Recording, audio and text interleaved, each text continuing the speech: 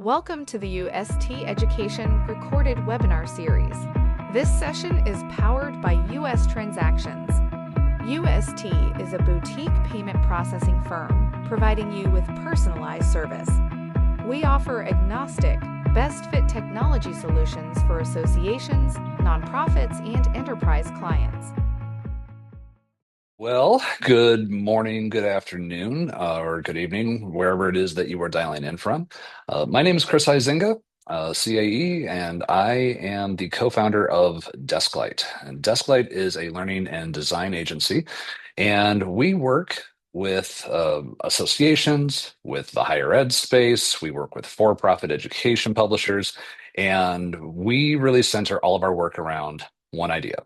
How do you make this experience, this learning experience, whether it's curriculum or lived experience, how do you make that the best part of someone's day? Because oftentimes professional development just has not quite done that. And so we want learning to be a craveable experience for people because it's an investment of time, it's an investment of energy, and it can really move the world forward in big ways. So let's go ahead and begin. Go ahead and put your answer in the chat if you would. But I'd like to know, where did you learn the most important thing you've learned in the last 6 months? I'll give you a few seconds to put that in.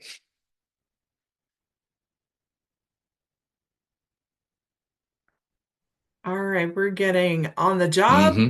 mentor, colleagues, YouTube. Yeah. AI taught me how to use AI better. Podcasts, Okay. books, Yeah, articles. Yeah, keep yeah. them. AI doesn't have like any kind of self-interest in that, does it? No. The kids' school, Diana, I love that. Oh, that's great. Your kids, Robin, thank you. Oh, uh, yeah. If you can't learn from your kids, boy, they can teach you just about anything, right? So, um, you know, I have an observation with all of this, and thank you for your answers. Um, I spend a lot of time with associations, and I'm constantly thinking about learning, how we design it, how we deliver it, how we measure it. And one thing that I noticed over the better part of 20 years of doing this is this, that many organizations are very, very good at building programs, but they're a lot less certain about what people are actually becoming as a result. So members are moving into this world that it's just not the one that we designed, right? It's not the one that we prepared them for. It's not the one that we designed those programs for. So I want to start with a simple question, and this is your second question to put into the chat. And that is, who are we not preparing yet? Who are we not preparing yet? You know, the pace of professional change, it's not linear, it is exponential, uneven, and associations are not just knowledge providers, they're career navigation systems. So how do we support member performance today while preparing them for work that does not yet exist? So who are you not preparing yet that your profession is going to depend on in 5 years? Before we move on too much further, I wanted to just take a quick second here and take a look at what is going on in the chat. So we've got, yeah, the young professionals, the next generation. This is who the prompt is, who are we not yet designing for, right? Or who's not here yet? So we've got next gen, oldest, youngest. Thank you. That we often miss the ends of that, don't we? Yeah. Gen Z, Gen Alpha, generational divide. Yeah, non-members and future professionals. Absolutely. Yeah, it it's a really big question, right? Who it is that we're not preparing yet that our professions are going to depend on in 5 years. And so what we have here is actually kind of a little bit of a quiet crisis, but a crisis can also be interpreted as an opportunity. So What I want to do over the next several minutes is to really kind of offer a reframing, not of what you're doing, but just really of the environment that we're operating in. Because we're moving from that world that's increasingly defined by an abundance of information, too much, right? And it's also moving from designing programs and to supporting practice in real time, and from delivering content to, shall we say, building the capabilities of your that your members need in order to perform and adapt.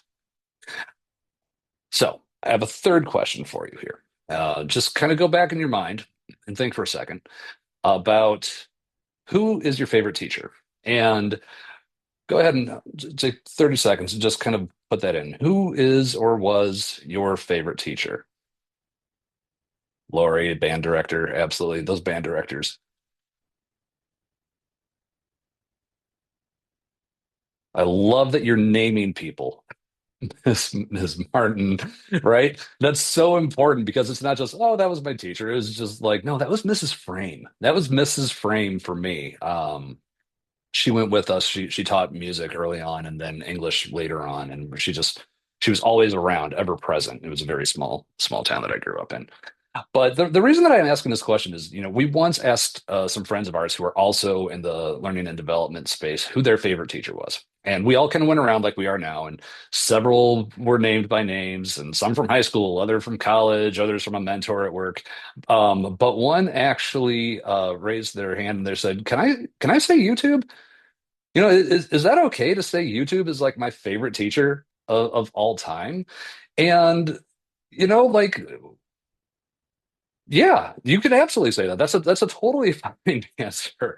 And I think it's indicative of just kind of how things are changing out there, because a lot of folks, even in higher ed, like they kind of look at like technology as kind of like a phantom menace. But I think it's important that we spend a few minutes on what I think is just really one of the most important dynamics that's shaping association learning right now, and really more broadly, how members are experiencing value. I know value exchange has always been this constant drumbeating, and like we're trying to figure it out. So education is one of the ways in which that happens. So traditionally, when we think about competition in this space, it's fairly straightforward. We tend to think about other associations out there, continuing education providers, and increasingly, I'm sure you've seen it as well, but private equity backed entrants.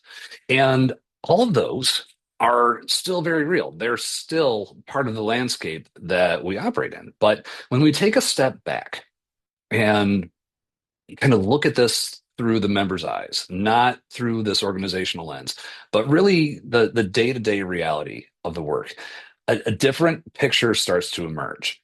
Because honestly, most learning today doesn't really happen in scheduled moments. It doesn't. Everybody's sitting in professional development sessions and just kind of watching the clock.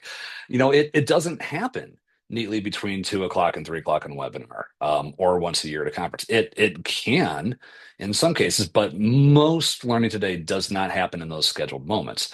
Um, you know, these people need to make decisions quickly, or they're trying to apply something new in a very real situation. And in those moments, when the stakes are real, the need is immediate, members don't necessarily think, let me go find a course, right? They look for whatever will help them move forward right now.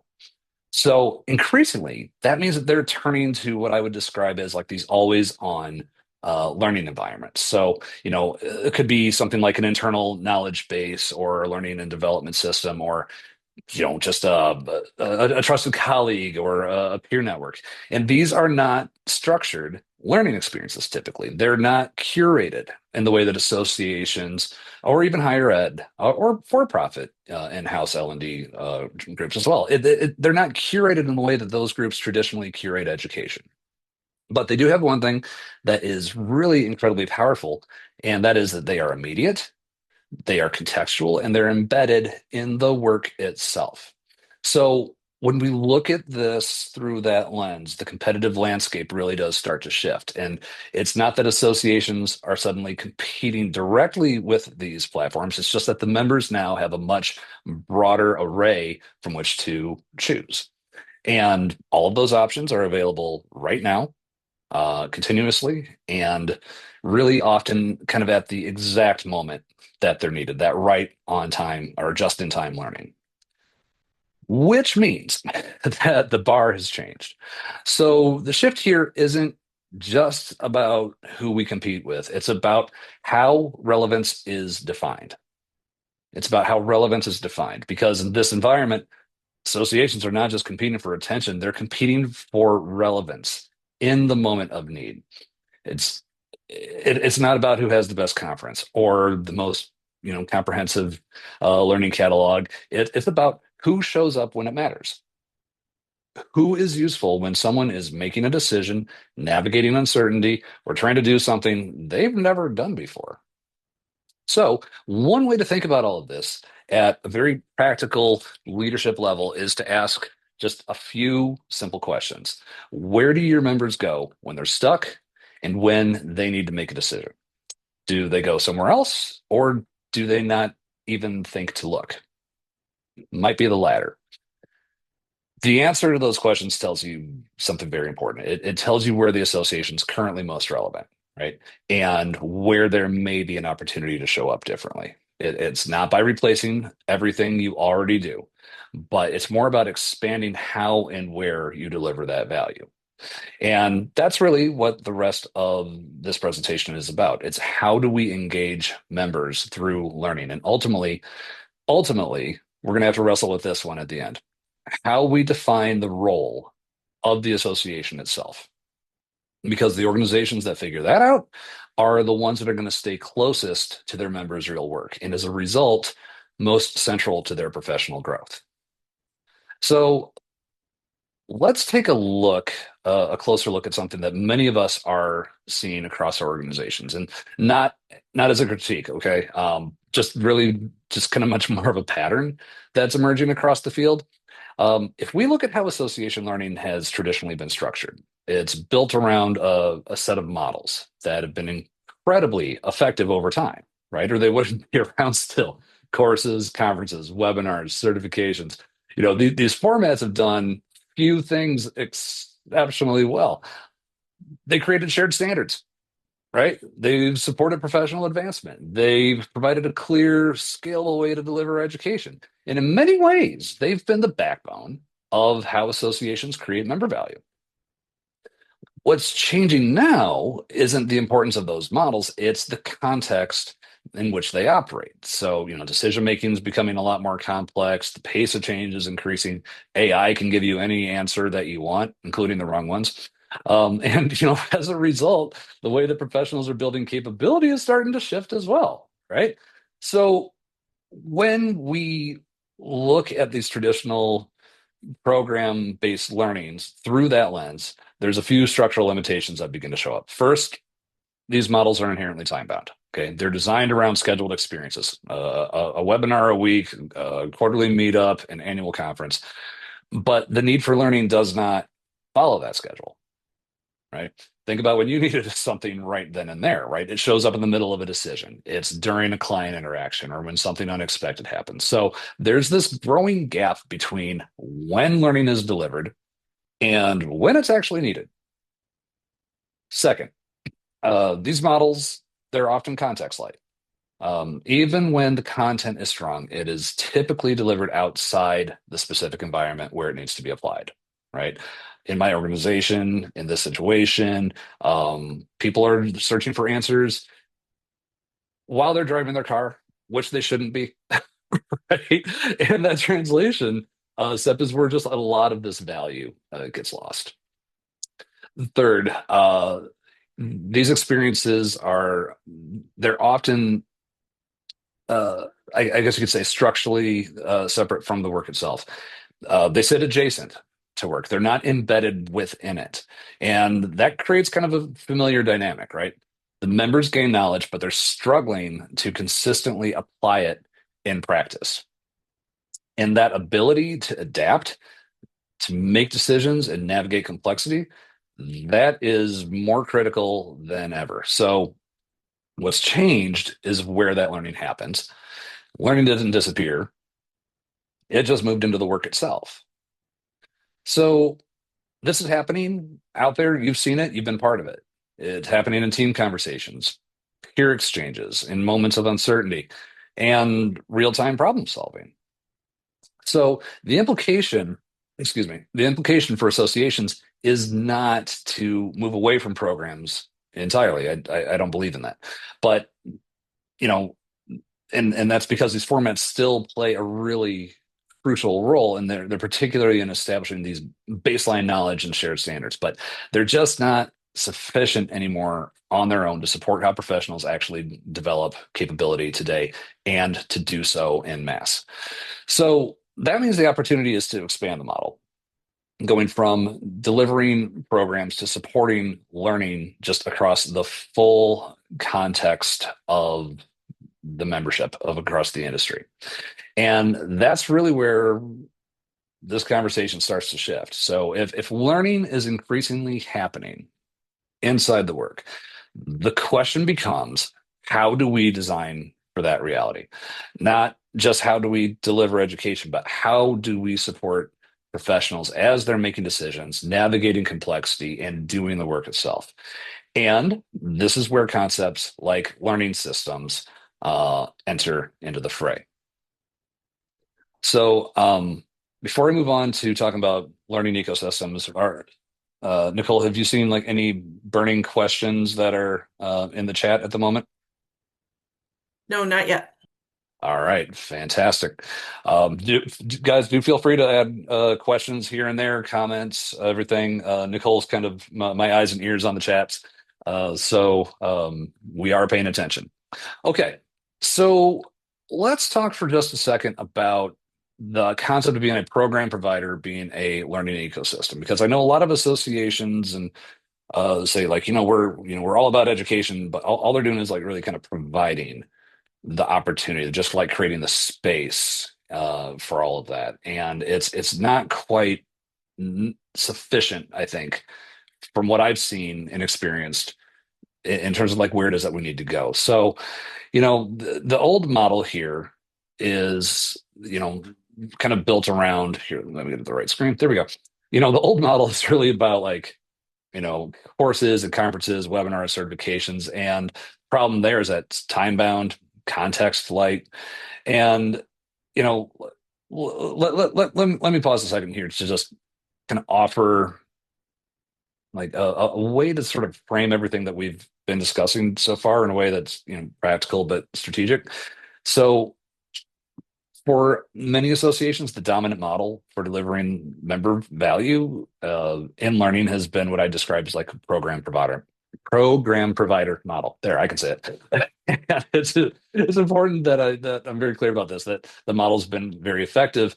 It's allowed associations to scale education across large audiences and have that consistency and shared standards and structured pathways for learning and advancement. But what we're seeing now is not the failure of that model, but the emergence of a complementary one. Okay, complementary being the key word here. It's not competing with the model that you already have. It wants to cooperate and be complementary to what's already going on. So this is a model that essentially is reflecting how professionals are actually developing today.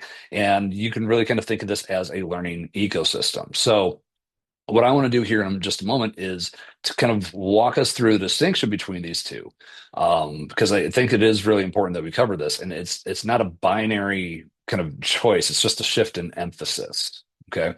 So when we're looking at kind of moving from this complementary space from delivering content into shaping practice and behavior in a program provider model, the primary value is in delivering content. So we're designing courses, sessions, materials that transfer that knowledge to the learner, and that's really important, especially for foundational understanding. But in a learning ecosystem, the focus expands beyond content, and now we're starting to shape practice and behavior. In a traditional model, we tend to measure that success like through participation, right? So attendance, completion rates, credits earned. And those are useful indicators, but I'd say on the whole, they're kind of largely proxies. And in an ecosystem model, that emphasis kind of begins to shift, right? It's going towards something, less visible, but it's still really impactful, and that is judgment. So, how do professionals make decisions under uncertainty, apply knowledge in context, and adapt when the situation just does not match the textbook? Because ultimately, in most professions, performance isn't, just about what you know. It's it's about how you think and how you act in these real situations. Third thing, in program-based learning, like we're often optimizing for completion, right? So, you know, this is where things like, okay, like it becomes compliance-based education very quickly, and that's necessary. You need it, right? But where are the communities of practice? Right. Where are the peer cohorts? Where's the ongoing dialogue? Where's this? Where's the life in all of this? Where's the best part of that person's day? Right. The idea here is like to make those heartbeat moments like become central and not supplemental to the learning experience. I think sometimes we look at these as like, oh, that'd be nice to do, that'd be nice to add in, but we're not going to go back and change kind of like the structure, the framework of how it is that we're doing this, and it becomes a lot of misspent time and energy as a result. So we're trying to get from a place where this learning and development is moving from adjacency to the work and actually embedded into it. And I think honestly, this is a really profound shift because in traditional models, learning is often adjacent to the work. It's happening before the work, it's happening after work, or separate from it just entirely. But in that learning ecosystem, it's embedded directly into the work itself, and it shows up in things like workflows. All right, it's not about abandoning one for the other. It's more about, and this is your bravery test, guys. It's more about expanding the role of the association, moving from delivering experiences to really enabling how learning actually happens across the profession. So, the strategic implication of all of this is that there's a bit of a meaningful shift at the organizational level because it really does move the association from the mindset of being a provider of education and more to a partner in how professionals develop capability over time, right? It moves from learning from a product into learning and living inside of a system. So for leadership teams, you got kind of an important question now. So where are we currently operating in this model, and where do we have the opportunity to evolve? So let's unpack that a little bit. If we were to take this idea of a learning system, I'm sorry, of a learning ecosystem, just another step, the natural question is going to become, what does this actually look like in practice? Because ecosystem can be pretty abstract term, and what we've found is that the most effective learning ecosystems across organizations, associations, higher ed, and in-house for-profit, they tend to be built on a few consistent layers with some room to play. And thinking in terms of these layers can be really helpful because it's shifting the conversation from individual programs to how the system works as a whole. So at a high level, you've got three core layers. You have capability pathways, you have practice environments, and then you've got communities of practice. So that first layer is capability pathways. And in a traditional model, we're often thinking in terms of like courses scaffolding into some kind of like credential or continuing education, right? We're kind of thinking along those lines, but like what if we retrained ourselves to kind of think of it as like what is the learning pathway for this individual wherever it is that they're coming into this organization or where they find themselves today if they've been a member for 20 years, right? What is that continued pathway, right? Because the whole value of of an association in terms like a marketing value in the mind of the consumer is like, what does this thing still have to offer? Right? It all boils down to that. So, you know, these are not isolated experiences, but like, um, more like sequences of growth and yeah, tied to real roles and responsibilities. So rather than ask what course should we offer, because I know that sometimes that's where learning and development education committees like to start. The question I think is really more about like what does it take for someone to grow into this role or perform at a higher level in it. And then really designing kind of like this progression of experiences that support that journey over time. And this is where you start to see that alignment between learning and career progression. The second layer is what you would call practice environments. Because if the pathways are defining what the people need to develop, the practice environments define how they actually go about developing it. And this is where learning moves from theory into application. And this is often the layer that's, it's just underdeveloped in traditional models. Practice environments, these kind of include simulations, real world projects, decision labs, scenario-based learning. Um, things that resemble their real work. And actually, I'm going to continue talking here, but like, go ahead and drop something in the chat, like if you guys are using anything like that, if you're currently applying simulations or real world projects or decision labs or scenario-based learning. That's not a comprehensive list. There could be something else in there as well. But like, what kind of practice environment are you already working with? And I'll come back to that because ultimately capability, it's not built by exposure alone. It's through practice, feedback, and honestly, just iteration. All right. What are we seeing here? Simulation, Natasha, simulation, projection, and practice. Very applicable. Awesome. Scenario-based learning for our academy. Read. Thank you. Scenario based, yeah, a lot of scenario based shows up, and there's a reason for it. It works, but like how can we get a little more creative with how we give people kind of that room to play, right? All right, third layer. I think this one is the most important one over time.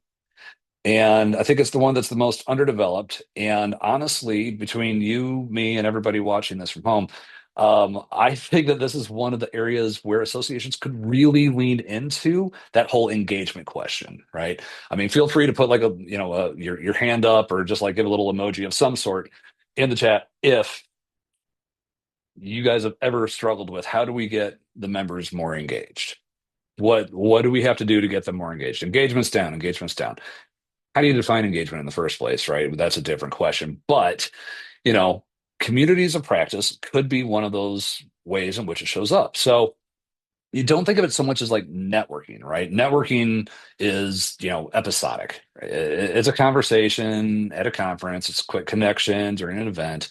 But in this ecosystem model, we're making the shift towards helping the members learn from how others are approaching similar challenges. And that's typically in context with or in combination with some kind of learning content. So this is why, in the early days of COVID, like the learning was just like so painful, you guys, like because it was all online. You lost that community of people to like sharpen ideas against, right? So like being in a classroom with a book, with materials, with an instructor, with other professionals, we lost that. And I think because we felt that online learning was expedient and could reduce costs, we just kind of went with it.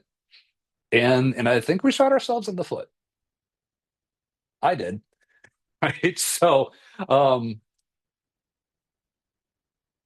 I'll get off my soapbox. But anyway, like you've got this really significant portion of professional development, especially at these more advanced levels, and that's happening through dialogue and perspective and exposure to just these different ways of thinking. And when you get those communities designed intentionally. You don't throw everybody in a room. Like really think about who it is that needs to be in that room, virtual or otherwise. Where are they in their journey?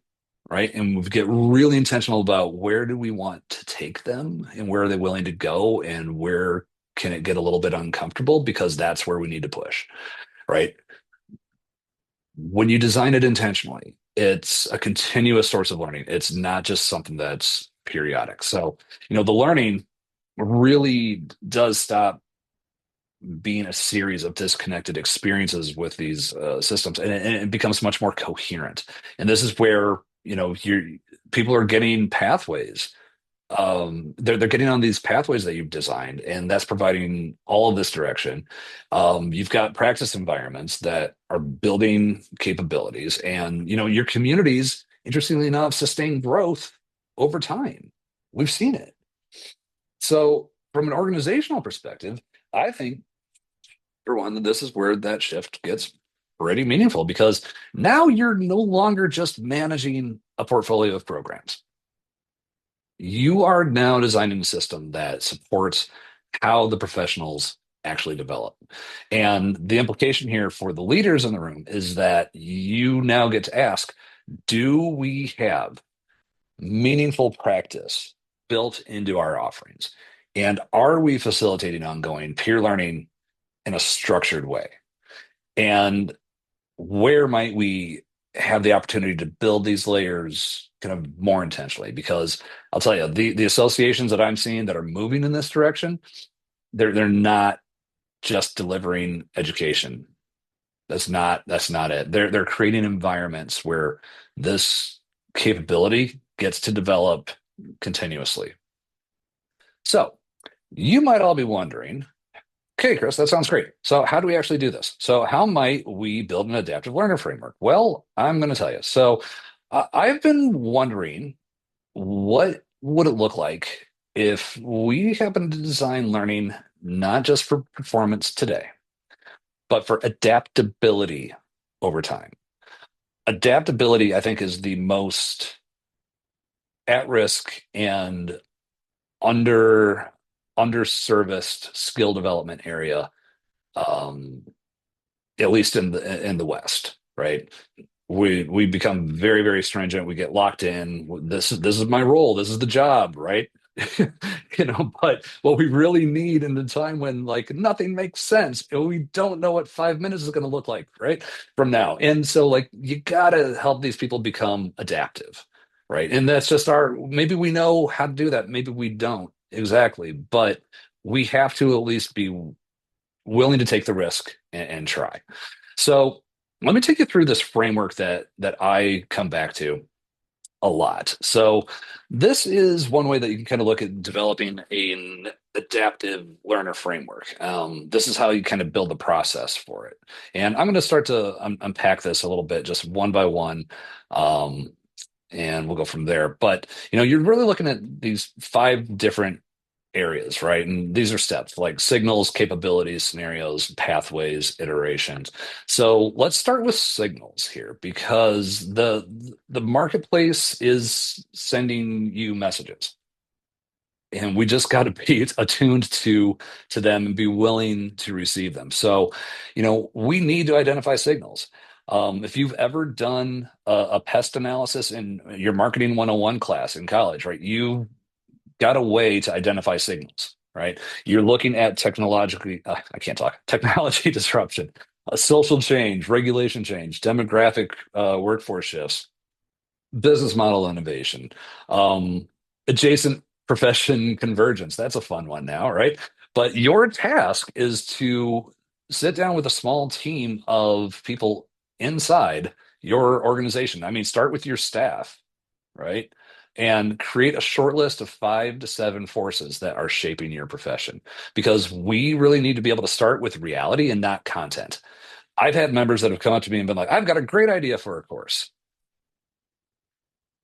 I bet you do, right? But like, what are you basing this on, right? So, what's the reality here? Because, like, honestly, I see more frameworks fail because they start with content the best ones start with signals. So, what is the field already telling you?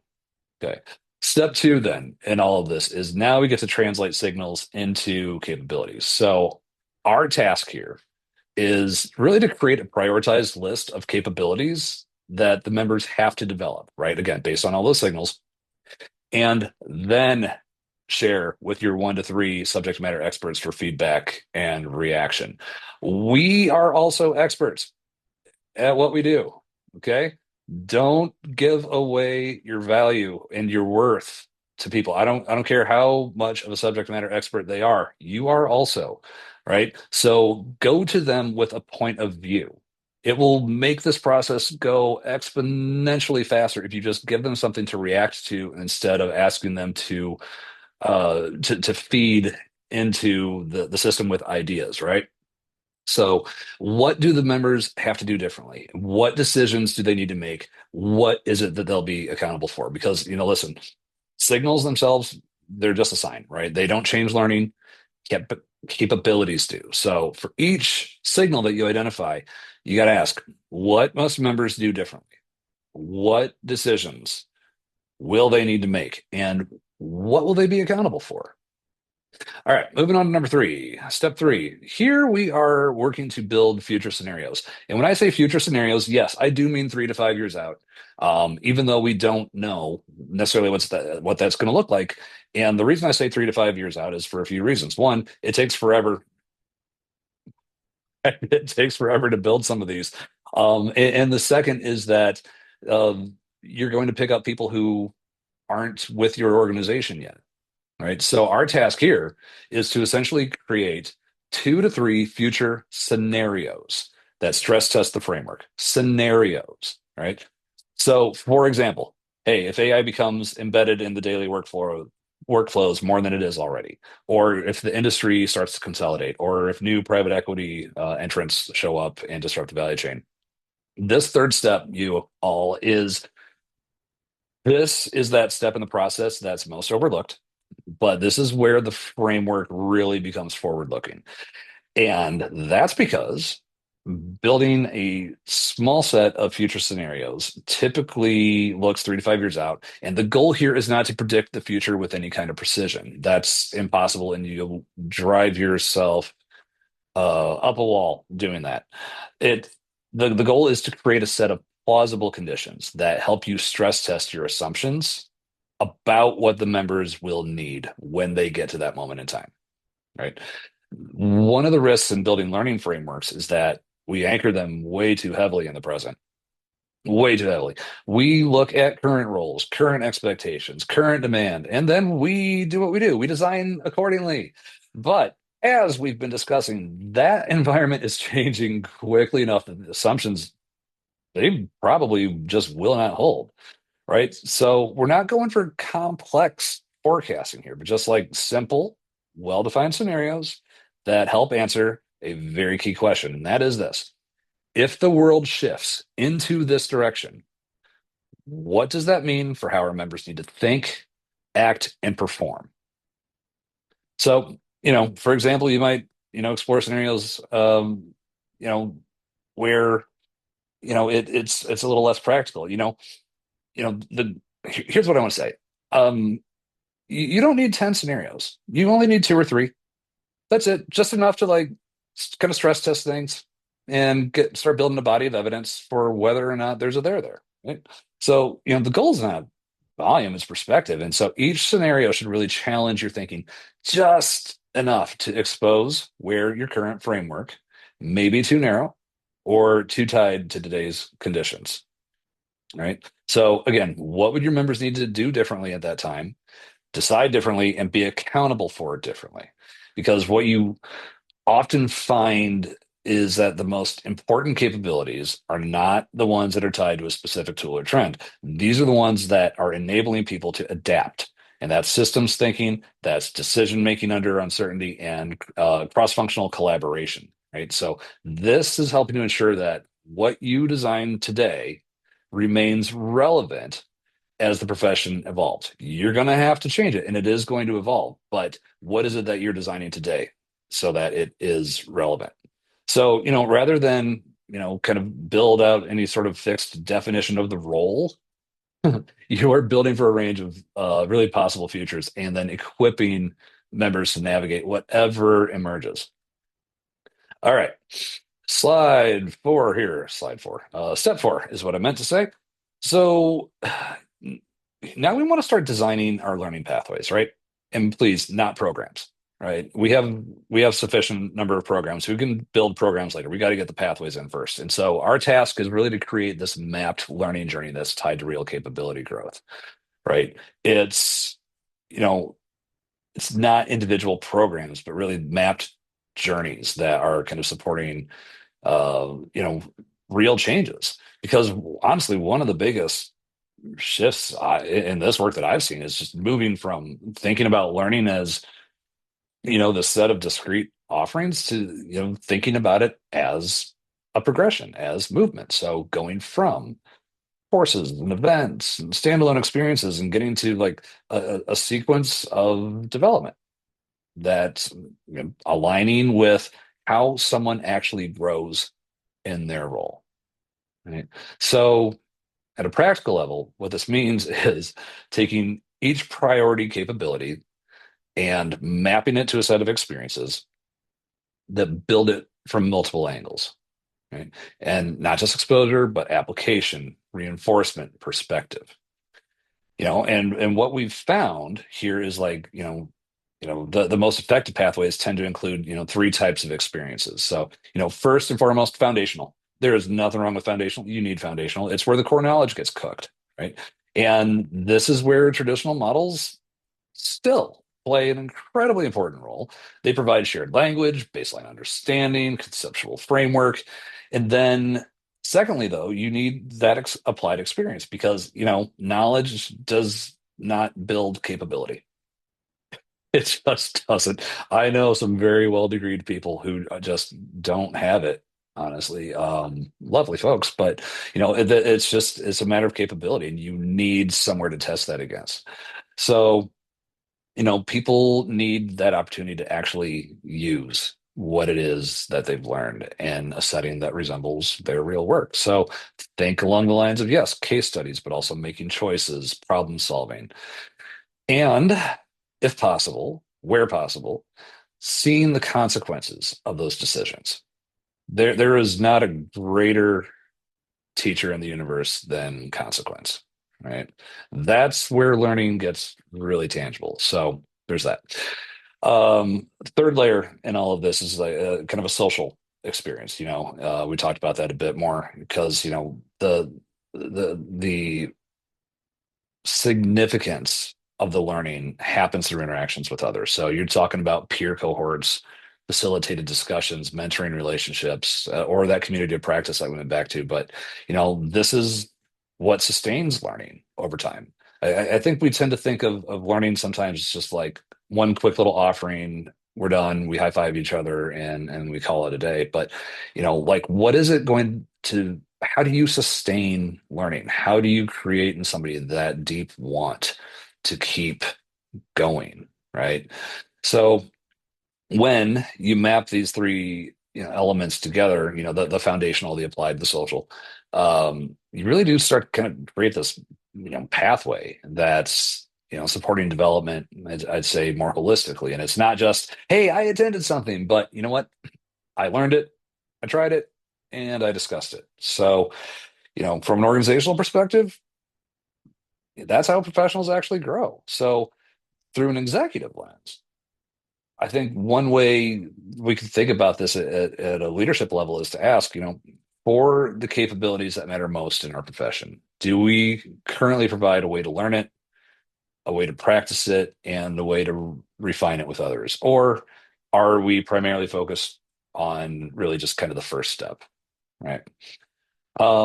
And honestly, I think that's what ultimately allows, an association to move from being a provider of education, which is fine, but it's static, right? This helps you move from just being a provider to being a partner in how these professionals actually develop in their capability over time.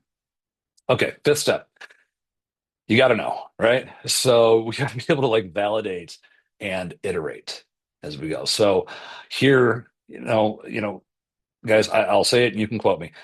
Adaptive professionals, if we're going to make adaptive professionals, they need models that are adaptive themselves. Okay. The final step in this process is where the framework really becomes sustainable. And it's often where it succeeds or it fails over time. And you can call that validation and iteration.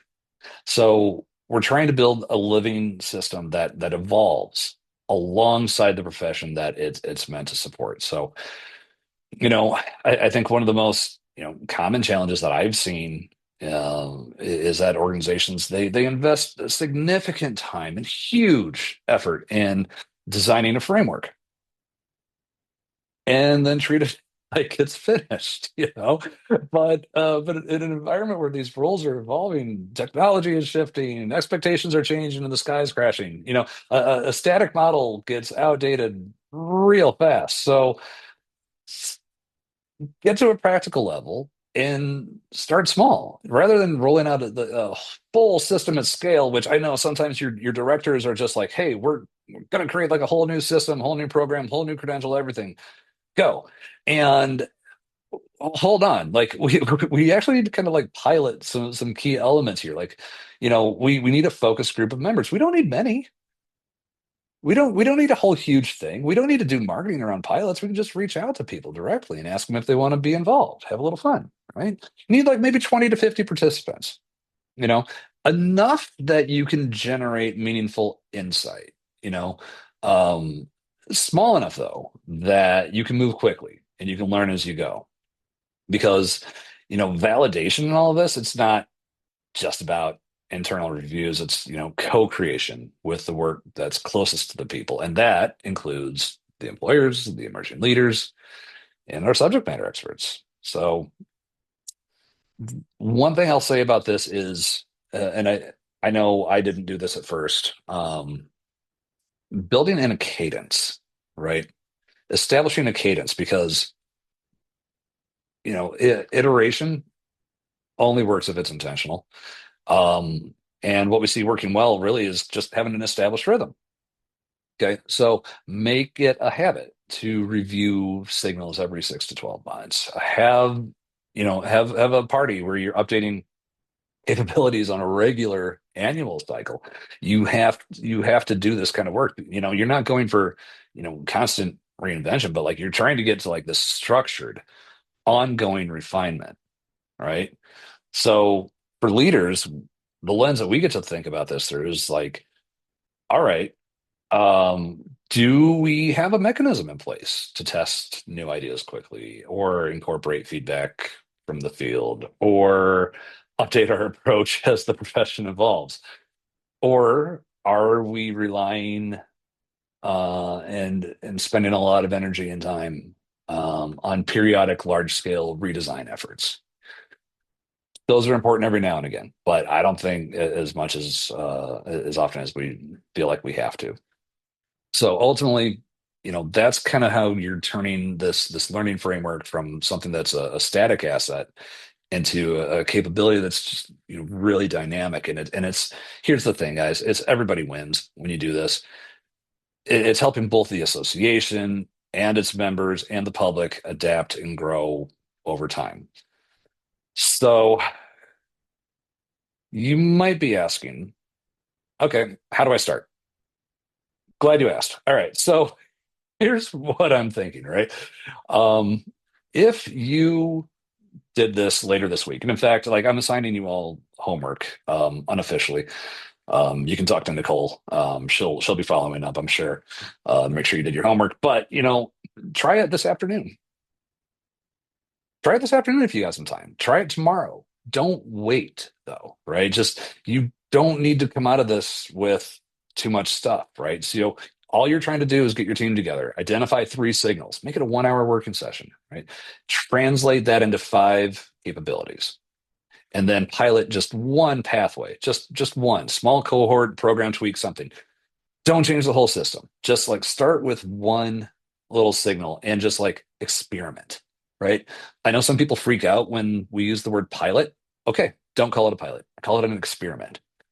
Right?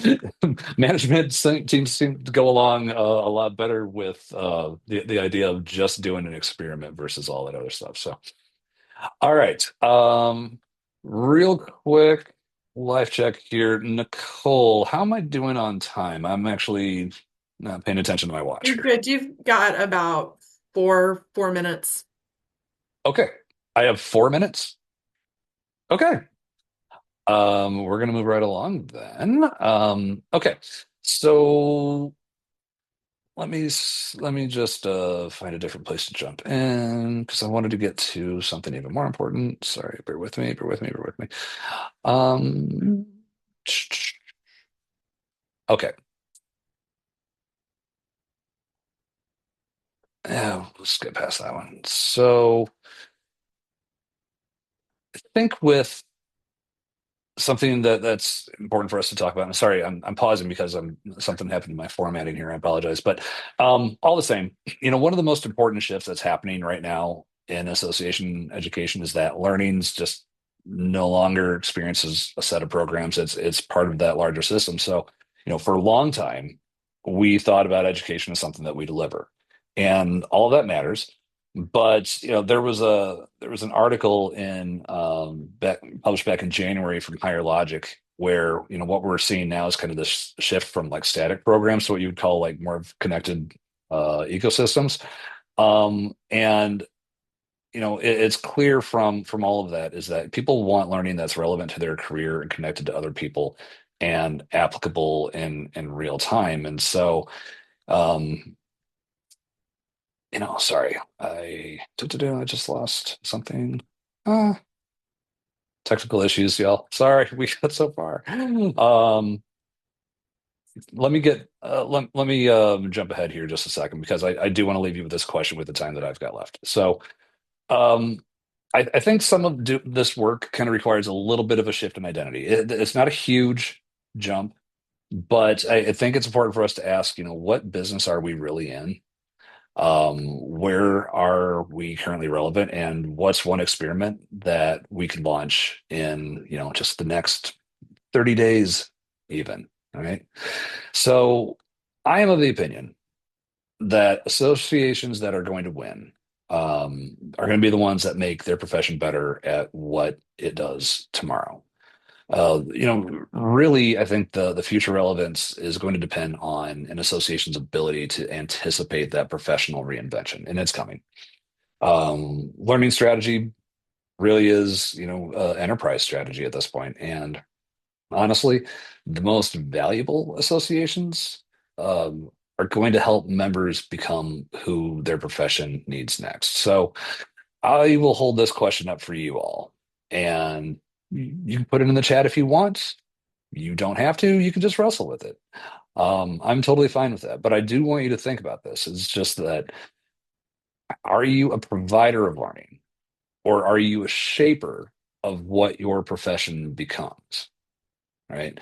How you answer this question for your association and for you personally and professionally, that is going to dictate your personal future as well as the future of your association. And with that, I think I'm probably at time, Nicole. All right, very good. Thank you so much, Chris. Before everybody leaves, I've got one last engagement question for you. And put it on the screen now.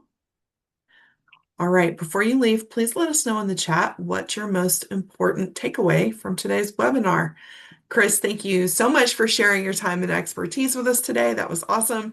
And thank you to all of you for being here. Have a great rest of your day, everybody. We will see you next time. Thanks, everyone. If you have any questions about anything that we covered today, Nicole, did they have my email address? You can put it in the chat, and also we can include it with follow-up materials. I know that at least one person asked about getting your slide deck. I don't know if you want to share that or anything else. Yeah. Yeah, Okay. if you'd like it, feel free to drop me a line. It's just chris@desklightlearning.com. I put it in the very busy chat that. So It's in there, good we luck. swear. Good luck finding it. It is in there, and good luck spelling the last name. But so, but yeah, thank you, everybody. I really appreciate your time and your engagement today, and just thank you for what you're doing in education. It really does matter. So